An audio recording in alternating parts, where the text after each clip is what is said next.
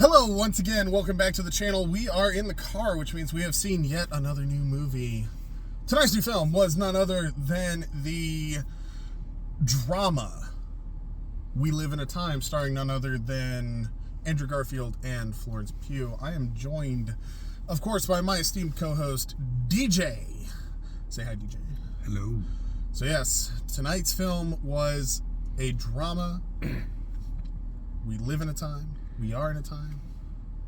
It's about time that we saw Andrew Garfield. Need more pictures of Spider-Man.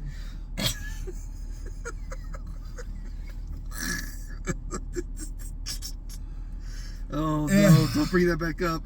Anyway. Oh, we made so many bad jokes before this. Okay. Anyway, DJ, let's just get on with it. DJ, 1 to 10. What do you think about the film? 9. 9. Mm-hmm. Solid. I am going to have to go with an 8. Fair. It's a solid film. Dramas aren't really my thing, but it's well shot. The acting is on point. It was engaging. There were some good humor points to kind of break up some of the more dramatic points. It was a very interesting story overall. So, 8 out of 10. Enjoyable film, just not really my genre. That's fair. So it's the biggest thing about this is engaging. Like it's engaging. Yes. It keeps you pretty much hooked to it the entire time, and it uses some really clever techniques to do so. One thing to know, it's not really a spoiler thing, but just it's shot out of order. It's one of those films that's done out of order, so the you got to pay a little bit of attention because you'll get thrown. And it does a good job of making it clear which time period is taking place when it does it. Yeah, but there are short transitions where you can slightly get lost based on a moment. Maybe there's like a fight or like a conversation, and then it switches scenes, and you're expecting a continuation, and it's actually a different time period. So that can be a little jarring at first, but it eases you into it really well, and it does a really good job. But it focuses very much on the tone and the conversation, the piece of information they're discussing at the time, or the topic that's being brought up is what's focused on, not the time period it takes place. So it'll bounce around, focusing on that relationship aspect, and it does a really good job of that. It's good follow through, it's good consistency, and the pacing is just on point, and it drops right into it. It doesn't take its time, really. It gets you familiar with the characters in a perfect way and just slides right into the story. And it's good. It's enjoyable. It's an enjoyable film. That's really all I got. It was a good one. Yeah, it's good. It's well shot. It's well planned out. A thing with a film where it's kind of out of order in how they reveal certain aspects of each character. They did a really good job with their scene planning, and they drop enough hints that you're kind of curious, and then the next scene shows up and it answers a couple of things and kind of leads into other things. So it acts like a thriller, but it's not. Like it gives you a little bit of like this mystery to the air of what's going on in small doses, but it gives you a question and then answers it a little bit later. And it does that a few times in the film, but it acts more like a hook than it does like, it's not like a thriller where it's like using it to like suck you in. It's keeping you grounded by, hey, what's this? It sets a scene, sets a tone, and then gives you a question, and then it answers that question in a really good way, and then it does that again a few different times. Yeah. It's like a table setting. It's almost like a 5-course meal where it's like, hey, here is an interesting thing that's going on. Here's the resolution to that thing. Here's another interesting thing that's going on. Here's the resolution to that thing. And this is paced. This is the way a lot of films used to be done. You used to see this a lot, even in dramas especially. I think it's kind of cool of A24 to kind of like bring that back a little bit, because it feels fresh, because it's been so long since anybody's made a film like this. Films like the Notebook and there was the time travel one. You've Got Mail. Those films used to do stuff like this. You talking about The Lake House? The Lake House, yes. This is a lot like The Lake House, where there's 2 times, but the story coincides enough that Yeah, but it keeps you interested. Specifically, like the way it paces, where it's like it doesn't drop everything on your lap all at once. It lets you ease through it. The last actually romantic film we watched was similar to that. The one about the abuse in the relationship. It had a similar like pacing style where it would be like it would give you enough to go on, let you digest it, and then move on to the next step. But this one actually does it a lot better than that one did. That's really all my piece on it. Like just technically and the way they made it was just really well done. Yeah, it's a solid film. Yeah. If you are into dramas, you will really enjoy this film. If you like Florence Pugh and Andrew Garfield, you will enjoy this. They are both superb in their roles, respectively. Andrew Garfield was solid on his his emotion. He played really. He had very little dialogue. It was all raw emotion, and it was really well done. And she did a lot of this. She had more like talking lines than he did, but they both emoted really well. The thing is that Andrew Garfield, I think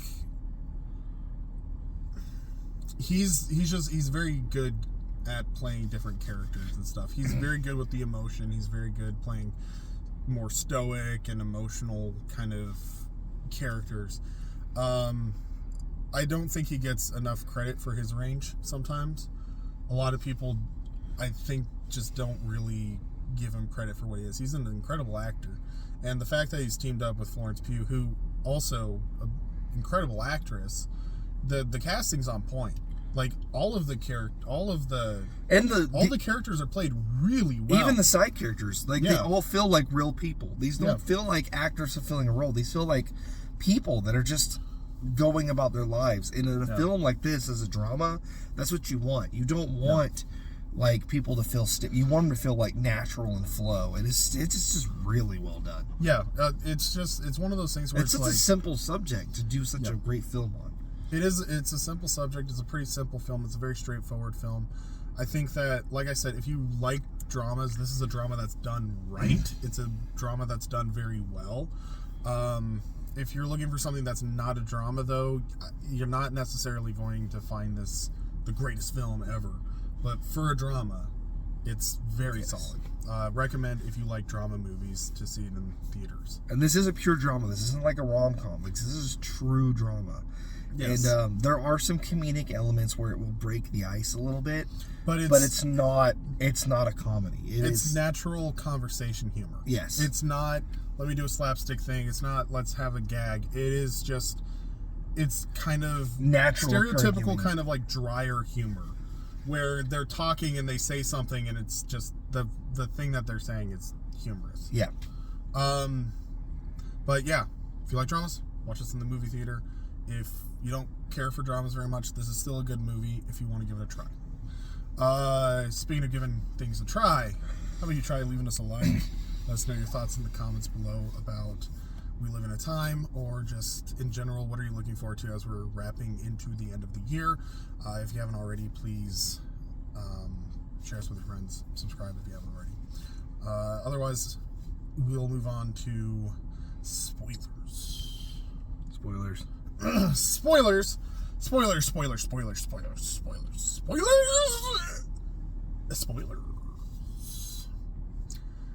I cannot believe that in the middle of the film, it turns out that the reason we don't know much about Andrew Garfield's character is he seems to be some kind of masked vigilante.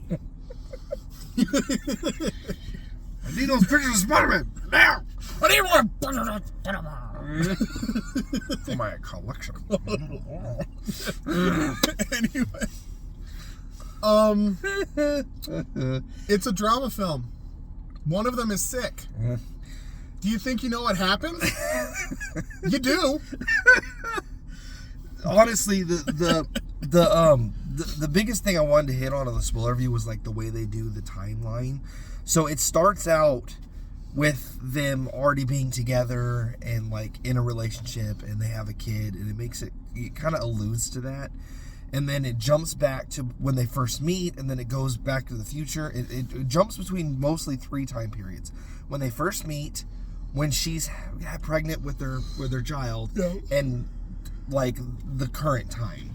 Oh, there's a couple more like interspersed where it's like their dating history. Yeah. It's their relationship leading into why it is that, we get snippets. Like, for instance, we get a snippet. One of the threads that we follow is they first meet, and one of the issues in their relationship is Andrew Garfield just got out of a divorce because his wife did not want to have children. And it comes up that Florence Pugh has a career. She's not necessarily knowing if she wants to have kids or not, so that kind of causes a little bit of tension. Eventually, they just kind of decide that they're going to go with what they have now kind of relationship and not worry about the future. And then she finds out that she has ovarian cancer. She might not be able to have kids. So they decide to get a treatment where she will still be able to have children if they so choose. And then they try to have their child. They have their child. So that's kind of like one of the threads. But the way that they lay it out is you see that they have a kid. You see the beginning of the relationship where she says that she doesn't necessarily want to have children. And then it hints at she has scars. Like later on, it shows that she has scars.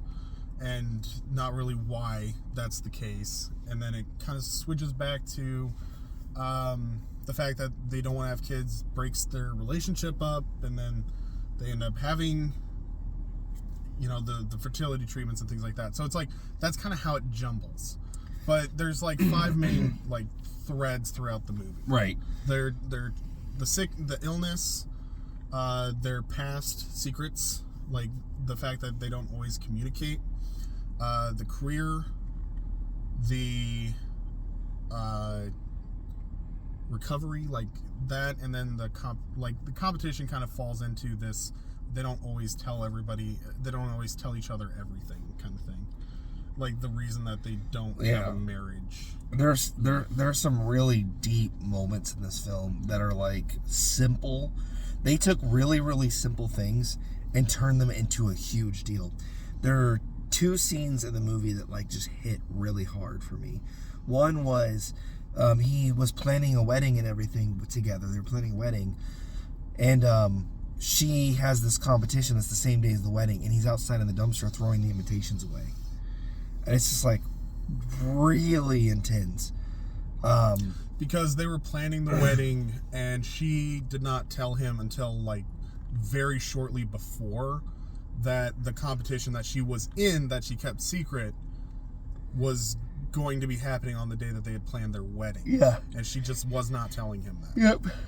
That was like really intense. And then the second moment was when that a little earlier when they have a big fight. So they have I said in the non-spoiler review that the focus of each of the scene settings is the focus of what's happening, not the time frame.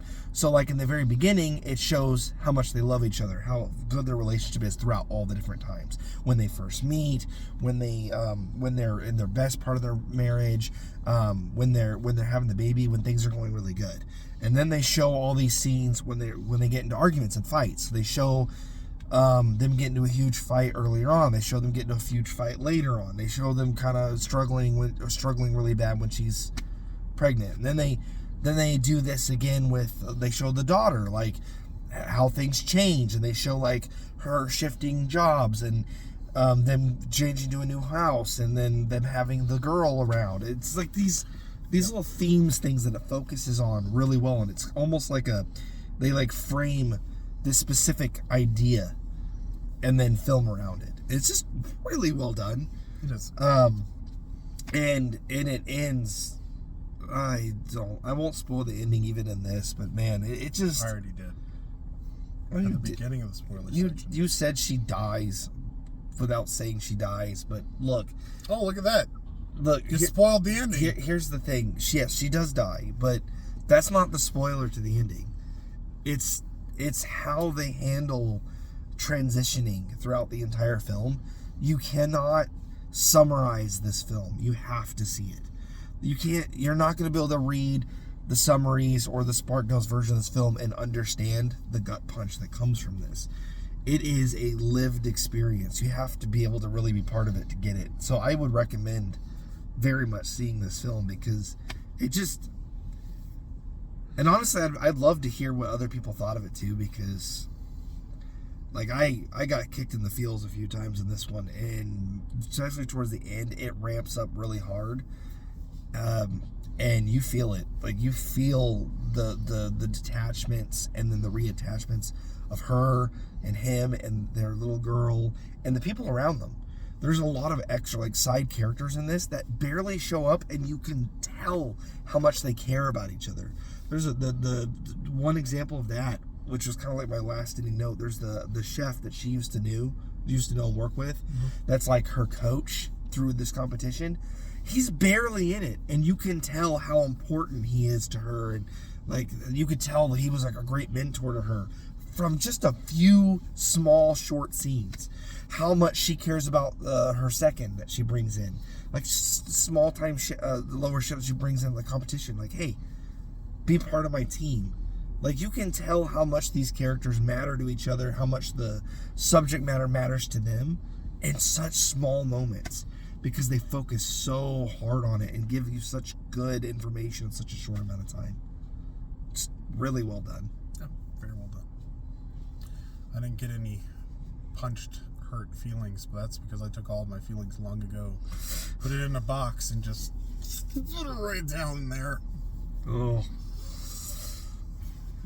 Oh, there was one last thing I was going to say. There's a lot of nudity in this one for a film, which I get romantic films, they'll do this, but it's like there's a lot of unnecessary scenes where like you could tell they're bonding, I get it, but they show things they don't need to show. That was a little frustrating. It was entirely necessary. Why do you think I gave this film an 8? Oh, okay. 1 point per scene. 10 out of 10. Beautiful film. It was a 27 out of 10. What? This is also like I used to be kind of me like on critics, like of course they love this like weird side movie nobody's ever heard of, and now that I'm doing it myself, I'm like, I get it now.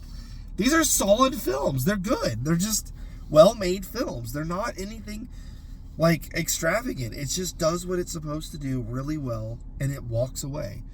It's like the mic drop of a film. Like it's just, I did what I came to do. I'm done. And I'm like, yeah, that was good. Pretty well.